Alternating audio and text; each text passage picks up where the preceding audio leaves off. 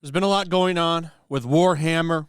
It's been a hot topic this week, and for good reason. This is one of the first times that Warhammer has, I think, really been brought into the broader culture war stuff. I know it's kind of been there before in some ways, but this feels like the first time it's really been pushed front and center. Has a very passionate niche audience that really loves this franchise and honestly spends a lot of money on it. Did a great video with Arch Warhammer yesterday. Check out his channels. It's Arch, just Arch, and it should pop up. I think there's also Archcast. A great guy. He's going to be on my stream Saturday, so tune in for that. We're really going to go deep on this. But yeah, a lot of people aren't happy. A lot of people canceling their subscriptions to this franchise. A lot of people really kind of fed up with this. There's a rumor floating around over on Reddit that's really picked up traction. Keep in mind, I don't know if this is real or not. It's just out there. It could be fake. So file this under rumor. But a lot of the blame for this, at least according to this anonymous insider, who could be full of shit, but apparently the push and demand for these female custodes is Amazon. Amazon, as you know, has a Warhammer 40K show coming out. And apparently they wanted female custodes because they're popular. They don't care about the Silent Sisters, any of the other factions that are there. They wanted females in those power suits who shouldn't even look like women, apparently, because of the way that they're created. They'll just look like masculine men, which, I mean, maybe that's what they want. So this could be true.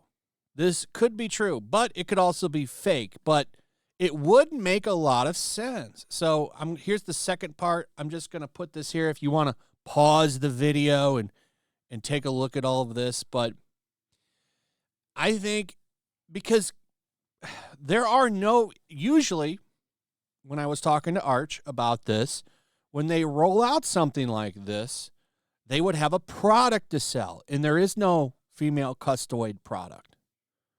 Doesn't exist yet, unless you're someone who would customize one, right? So it's strange that this happened, and they're blocking people and having a meltdown over it at Games Workshop. And that would explain some things. But don't worry, the cavalry has come in for Games Workshop.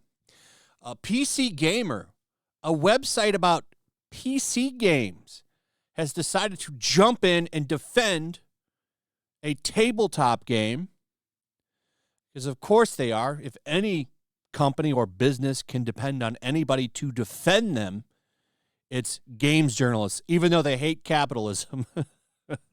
They're always going on about socialism and shit, but they're the first people to jump up and defend big business, which I've always found hilarious.